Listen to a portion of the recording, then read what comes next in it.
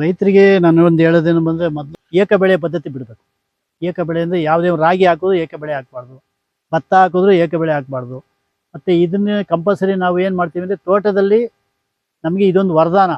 ಈ ಅಡಿಕೆ ತೋಟದಲ್ಲಾಗಿರ್ಬೋದು, ತೆಂಗಿನ ತೋಟದಲ್ಲಾಗಿರ್ಬೋದು ನಮ್ಗೆ ವರದಾನ. ಮಾವಲ್ಲಿ ನಾವು ಮಿಶ್ರ ಬೆಳೆ ಮಾಡೋಕ್ಕಲ್ಲ, ಸೀಬೆಯಲ್ಲಿ ಮಾಡೋಕ್ಕಲ್ಲ, ದಾಳಿಂಬೆಯಲ್ಲಿ ಮಾಡೋಕ್ಕಾಗಲ್ಲ, ಸಪೋಟದಲ್ಲಿ ಮಾಡೋಕ್ಕಲ್ಲ ಮಿಶ್ರ ಬೆಳೆ. ಅವೆಲ್ಲ ಉಷ್ಣವಲಯದ ಬೆಳೆಗಳು. ಅವೇನಿದ್ರು ಒಂದು ಬೆಳೆ ಇಕ್ಕಿದ್ರೆ ಅದೇ ಬೆಳೆ ಕಂಪಲ್ಸರಿ ಇರಬೇಕು. ಇದು ಹಂಗಲ್ಲ. ಈ ಅಡಿಕೆ ಒಳಗೆ ನಾವು ಏನು ಹಾಕಲಿಲ್ಲ ಅಂದ್ರೆ ಬಾಳೆಹಣ್ಣು ಬೆಳ್ಕೊಬೋದು. ಅದು ಬೇಡ ಅಂದರೆ ಕಾಫಿ ಗಿಡ ಹಾಕೋಬೋದು. ಕಾಫಿ ಗಿಡಕ್ಕೆ ನೀರೇ ಬೇಕಾಗಿಲ್ಲ ಒಂದು ಲೆಕ್ಕದಲ್ಲಿ ನೋಡಿದ್ರೆ. ಅದರೊಳಗೂ ಹೆಚ್ಚಿಗೆ ಒಂದು ಗಿಡಕ್ಕೆ ಒಂದು 500-600 ರೂಪಾಯಿ ದುಡ್ಡು ಬಿಟ್ಟೇ ಬಿಡ್ತದೆ ಕಾಫಿ ಗಿಡದಲ್ಲಿ.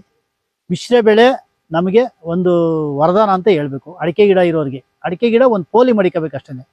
ಪೋಲು ಅದಕ್ಕೆ ಏನಪ್ಪ ಅಂದರೆ ಆ ಪೋಲ್ಗೆ ಒಂದು ಮೆಣಸು ಹಾಕ್ಲೇಬೇಕಲ್ಲ. ಮೆಣಸು ಹಾಕೊಂಡ್ರೆ ಅದ್ರೊಳಗೆ ಹೆಚ್ಚು ಕಮ್ಮಿ ನಾವೇ ಕೊಟ್ಟ ಗಿಡದಲ್ಲಿ ಒಬ್ಬರು 10 kg 12 kg ಮೆಣಸು ಕಿತ್ತಿರೋರು ಅವರು. ಇವತ್ತಿನ ದಿನದಲ್ಲಿ ಮೊನ್ನೆ ಹಾಸ್ಪಿಟಲ್ಗೊಬ್ಬರು 16 kg ಮೆಣಸು ಕಿತ್ತಾರೆ. 2 ಗಿಡದಲ್ಲಿ 30 kg ಮೆಣಸು ಕಿತ್ತಾರೆ. ಇವತ್ತು 680 ರೂಪಾಯಿ ರೇಟ್ ಇದೆ. 700 ರೂಪಾಯಿ ಅಂದರೆ 720 20,000 ರೂಪಾಯಿ ದುಡ್ಡು ಆಯಿತು. ಒಂದು ಮೆಣಸಿನ ಬಳ್ಳಿಲಿ 10,000 ರೂಪಾಯಿ ದುಡ್ಡು ಅಂದರೆ ನಾವು ಯಾವುದ್ರಲ್ಲೂ ದುಡ್ಡು ಮಾಡೋಕ್ಕಲ್ಲ. ಬೇಡ, ನಮ್ಗೆ 2 kg ಮೆಣಸು ಬಂದ್ರೂ 1,000 ರೂಪಾಯಿ ದುಡ್ಡು ಆಯಿತು.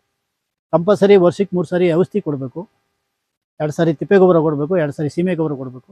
ಕಂಪಲ್ಸರಿ ಆ ಥರ ಮಾಡಿದಾಗ 10ರಿಂದ ಏನು ಬೇಡ 1,000 ರೂಪಾಯಿ ಅಂತ ದುಡ್ಡು. 2 kg ಅಂತೂ ಗ್ಯಾರಂಟಿ ನಾವು 100% ನಾನು ಬರ್ಕೊಡ್ತೀನಿ.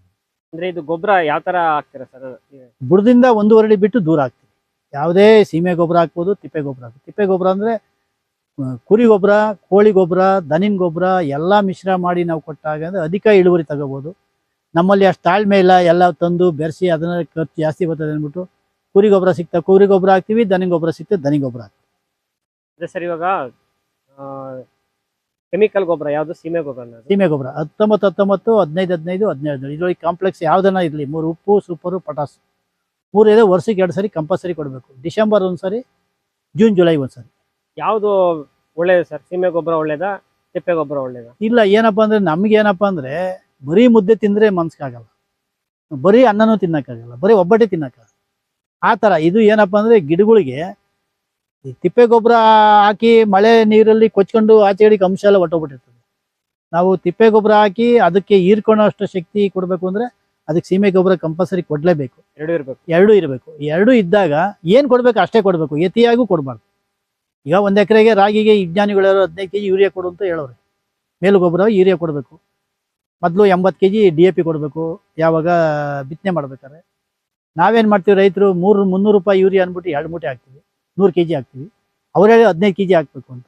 15 kg ಹಾಕೋದ್ ಬದಲು 100 kg ಹಾಕ್ತಾಗ 15 kg ತೊಗೊಂತದ ಅದು ರಾಗಿ. ಮಿಕ್ಕಿದ್ದು ಗಿಡದಲ್ಲೇ ಉಳ್ಕೊಬಿಡ್ತದೆ. ರಾಗಿ ಒಳಗೆ ಪಾಯ್ಸನ್. ಅದು ನಮಗೆ ಕಳ್ಳು ಕ್ಯಾನ್ಸರು, ಕಳ್ಳು ತೂತ್ ಬಿಡೋದು, ಗ್ಯಾಸ್ ಟ್ರಬಲು, ಇದು ಹಲವಾರು ಕಾಯಿಲೆ ಬರ್ತದೆ. ಏನು ಕಂಪಲ್ಸರಿ ವಿಜ್ಞಾನಿಗಳು ಹೇಳೋರು ಕಂಪಲ್ಸರಿ ಅಷ್ಟು ಸೀಮೆ ಗೊಬ್ಬರ ಹಾಕಿದಾಗ ಮನುಷ್ಯನಿಗೆ ಯಾವುದೇ ಕಾರಣಕ್ಕೂ ಸೈಡ್ ಎಫೆಕ್ಟ್ ಆಗಲ್ಲ. ಅತಿಯಾಗಿ ನಾವು ಬಳಕೆ ಮಾಡ್ತೀವಲ್ಲ ಪೆಸ್ಟಿಸೈಡು, ರಾಸಾಯನಿಕ ಗೊಬ್ಬರ ಅತಿಯಾಗಿ ಬಳಕೆ ಮಾಡಿದ್ರೆ ನಮಗೆ ಸೈಡ್ ಎಫೆಕ್ಟ್ ಇದ್ದೇ ಇದೆ. ಆಮೇಲೆ ನಮಗೂ ಕೂಡ ಸೈಡ್ ಎಫೆಕ್ಟ್ ಇದೆ, ರೈತರು ಕೂಡ ಖರ್ಚು. ಈಗ ನೋಡಿ, ಮೊನ್ನೆಯಲ್ಲಿ ನೀವು ಕೇಳಿರ್ಬೋದು, ಮೊನ್ನೆನು ಈಗ HD ಕೋಟೆಲ್ ಒಬ್ಬ ಶುಂಠಿಗೆ ಕಳೆನಾಶಕ ಸಿಂಪಡಣೆ ಮಾಡುವ ಸತ್ತೋದ. ಒಬ್ಬ 42 ವರ್ಷದವನು, ಒಬ್ಬ 33 ವರ್ಷದವನು, ಒಬ್ಬ ಎಲ್ಲಿ ಹಾಸನ ಜಿಲ್ಲೆಯಲ್ಲಿ ಶ್ರವಣಬೆಳಗೊಳ ಬೇಲೂರಲ್ಲಿ ಒಬ್ಬ. ಅಲ್ಲಿ ರೌಂಡ್ ಆಫ್ ಹೊಡಿತಿದ್ದ. ಯಾವುದು? ಕಳೆನಾಶಕನ. ರೌಂಡ್ ಆಫ್ ಅಂದ್ರೆ ಕಳೆನಾಶಕ ಶುಂಠಿ ಒಳಗೆ ಕಳೆನಾಶಕ ಹೊಡಿತಿದ್ದ. 24 hours ಇಂಟು ಒಂದೇ ಸಮ 3 ದಿನ ಹೊಡೆದವನೆ. 3 ಹಗಲು 4 ದಿನದಿಂದ ಯಾಕೋ ತಲೆ ಸುತ್ತ ಬಂತು, ಬಿದ್ದೋಗ್ಬಿಟ್ಟವನು. ಎತ್ಕೊಂಡಾಗ ಆಸ್ಪತ್ರೆ ಸೇರಿಸೋದಕ್ಕೆ ಎಲ್ಲ ಬಾಡಿಲಿರೋ ಪಾರ್ಟ್ಸ್ ಎಲ್ಲ ನಿಷ್ಕ್ರಿಯ ಆಗ್ಬಿಟ್ಟು ಬದುಕೋಕ್ಕಾಗಲ್ಲ ಅಂತಂದು. ಈ ನನ್ನ ಕಣ್ಣು ಮುಂದೆ ಈ ವರ್ಷದಲ್ಲಿ ಇಬ್ಬರು ಆ ರೌಂಡ್ ಆಫ್ ಸ್ಪ್ರೇ ಮಾಡುವಾಗ ಸತ್ತವ್ರೆ.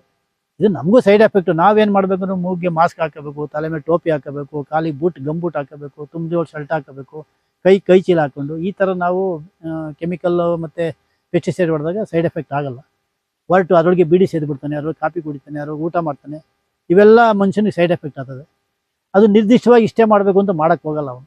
ಈಗ ನಾವು 150 ಗ್ರಾಮು ಒಂದು ಗಿಡಕ್ಕೆ ಬೇಕಾದ್ರೆ 300 ಗ್ರಾಮ್ ಹಾಕೋದು, ಏನೋ ಜಾಸ್ತಿ ಬರಲಿ ಅಂತ. ಅದೇ ಸೈಡ್ ಎಫೆಕ್ಟ್. ಆಮೇಲೆ ಕಂಪಲ್ಸರಿ ಏನು ಮಾಡ್ತಾರೆ ಅಂದರೆ ತಿಪ್ಪೆ ಗೊಬ್ಬರ ಕೊಡಲ್ಲ, ಸುಲಭ ಸಿಗ್ತಾನೆ ಸೀಮೆ ಗೊಬ್ಬರ ಹಾಕೋದು. ಭೂಮಿ ತಾಯಿ ಬಳ್ಳ ಅಂದ್ರೆ ಸರ್, ಸೀಮೆ ಗೊಬ್ಬರ ತಿಪ್ಪೆ ಗೊಬ್ಬರ ಎರಡು ಕೊಟ್ರೆ ಮಾತ್ರ ಕಂಪಲ್ಸರಿ ಕೊಡ್ತಾ ಇದ್ರೆ. ತಿಪ್ಪೆ ಗೊಬ್ಬರದಲ್ಲಿ ಆರ್ಗ್ಯಾನಿಕ್ಗೆ ಮಾರ್ಕೆಟ್ ಇಲ್ಲ ನಮಗೆ. ಸೊಪ್ಪುಗಳು ಬೆಳಿಬೇಕಾದ್ರೆ ಸೊಪ್ಪು ಹಿಂಗೆ ಇಸ್ಕಿದ್ರೆ ಘಮ ಘಮ ಅಂತ ಇರ್ತದೆ. ಯಾವಾಗ? ಅವಲೇನೆ ಹಸಿದ್ರಲ್ಲಿ ಆರ್ಗ್ಯಾನಿಕ್ ನೀವು ಕೈ ಹಿಡಿದು ಹಿಂಗೆ ಅಂದ್ಬಿಟ್ರೆ ಸಾಕು ಘಮ ಘಮ ಅಂತ ಇರ್ತದೆ. ನೀವು ಅದನ್ನ ಇಸ್ಕಿದ್ರು ವಾಸನೆ ಬರಲ್ಲ. ಇದರಲ್ಲಿ ಕೆಮಿಕಲ್ ಗೊಬ್ಬರದಲ್ಲಿ ಕೆಮಿಕಲ್ ಗೊಬ್ಬರದಲ್ಲಿ ನೀವೇನು ಮಾಡಿದ್ರು ವಾಸನೆ ಬರಲ್ಲ. ಡಿಫ್ರೆನ್ಸ್ ಅಷ್ಟೇ ಡಿಫ್ರೆನ್ಸ್ ಮೇಯ್ನು. ಆಹಾರ ಧಾನ್ಯದಲ್ಲಿ ಏನಪ್ಪ ಅಂದರೆ ಅನ್ನ ಬೇಯ್ತಾ ಇರ್ತದೆ. ನೀವು ನೋಡಿ 3 ಥರ ಅಕ್ಕಿ ತಗೊಳ್ಳಿ.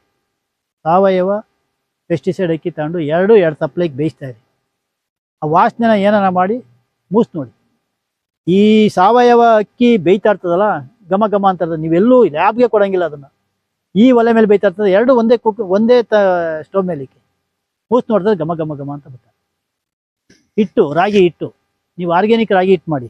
ನೀವು ಆರ್ಗ್ಯಾನಿಕ್ ರಾಗಿ ಹಾಕಿ ಘಮ ಘಮ ಅಂತ ಇರ್ತದೆ ಮುದ್ದೆ ಸೀದಾಗ. ನೀವು ಮಾಮೂಲಿ ರಾಗಿ ಹಾಕಿ ಪ್ಲಾಸ್ಟಿಕ್ ಕವರ್ ವಾಸನೆ ಬರ್ತದೆ. ಈಗ ಬರ್ತಾ ಇರೋ ರಾಗಿ ನಿಮ್ಮ ಮನೇಲೂ ಮಾಡಿದಾಗ ಗೊತ್ತಾದ ಸೀಸ್ಬಿಡಿ, ಅದನ್ನು ರಾಗಿ ಮುದ್ದೆ ವಾಸನೆ ಬರಲ್ಲ. ಮೊದಲು ಕಾಲದಲ್ಲಿ ವಾಸನೆ ಬರ್ತಿತ್ತು. ತುಪ್ಪ ಏನೇ ನಾವು ಹಾಲು ಮೊಸರು ಎಲ್ಲಿಂದೆಲ್ಲ ತೊಗೊಂಡು ಅವನೇನೇ ಹೇಳಿ ನಾನು ಒಳ್ಳೆ ಹಾಲು ಕೊಡ್ತೀನಿ ಅಂತ, ಪ್ಯಾಕೆಟಿಂದ ಬಂದರೆ ಅಲ್ಲ ಪ್ಯಾಕೆಟನ್ನು ಎಲ್ಲಿಂದೆಲ್ಲ ಕೊಡಲಿ, ಅವ್ನು ಪ್ಯಾಕೆಟ್ ಯಾವ ಪ್ಯಾಕೆಟ್ಗನ ಹಾಕ್ಲಿ, ಆರ್ಗ್ಯಾನಿಕ್ ಹಾಲೇ ಪ್ಯಾಕೆಟ್ಗೆ ಹಾಕ್ಬಿಡಿ, ಅದು ಪಾಯ್ತಾನ ಆಯ್ತು. ನೀವು ಹಾಲನ್ನ ನೀವು ಎಷ್ಟು ದಿನ ಮಾಡ್ತೀರಾ ಮನೆ ಒಳಗೆ? ಒಂದು ದಿವಸ ಆದ್ಮೇಲೆ ಯಾವ ವಾಸನೆ ಬರ್ತದೆ ಕೆಟ್ಟರೆ? ಪ್ಯಾಕೆಟ್ಗೆ ಹಾಕ್ಬೇಕಾದ್ರೆ ಅದು ಕೆಡ್ದಾಕಿ ಏನು ಹಾಕ್ತಾನೆ ಕೆಮಿಕಲ್? ಅದು 90 ದಿವಸ ಕೆಡದಲ್ಲೇ ಇರುತ್ತೆ. ಅಲ್ಲ ಏನು ಹಾಕ್ಬೇಕು ಅದಕ್ಕೆ? ಹಾಕಿ ಹಾಕ್ತಾರೆ ಪ್ರಿಸರ್ವೇಟಿವ್. ಒಂದು ರಾಗಿ ಹಿಟ್ಟು, ಆರ್ಗ್ಯಾನಿಕ್ ರಾಗಿ ಹಿಟ್ಟು ಅಂತ ಮಾಡ್ತಾನೆ, ಪ್ಯಾಕಿಂಗ್ ಮಾಡ್ತಾನೆ, ಅದ್ರ ಮೇಲೆ 3 ತಿಂಗಳು ಟೈಮ್ ಹಾಕಿರ್ತಾನೆ. ಪ್ರಿಸರ್ವೇಟಿವ್. ನಿಮ್ಮ ಮನೆ ರಾಗಿ ಹಸಿಟ್ಟು ಹಾಕಿ ಮಡಗಿ, ಏನು ಮಾಡಿದ್ರು ಏನು ಹಾಕ್ಬೇಡಿ, ಹಂಗೆ ಮಡಗಿ, ಹುಳ ಆಗಿರ್ತದೆ 20 ದಿವಸ ಆದ್ಮೇಲೆ. ಇಷ್ಟೇ ಕಾರಣ. ಏನಪ್ಪ ಅಂದರೆ ಅದಕ್ಕೆ ಬೆರಕೆ ಮಾಡಿದ್ರೆ 2 ದಿನ, ಈ ಯಾವುದೇ ಬೆರಕೆ ಮಾಡಿದ್ರೆ ಅದಕ್ಕೆ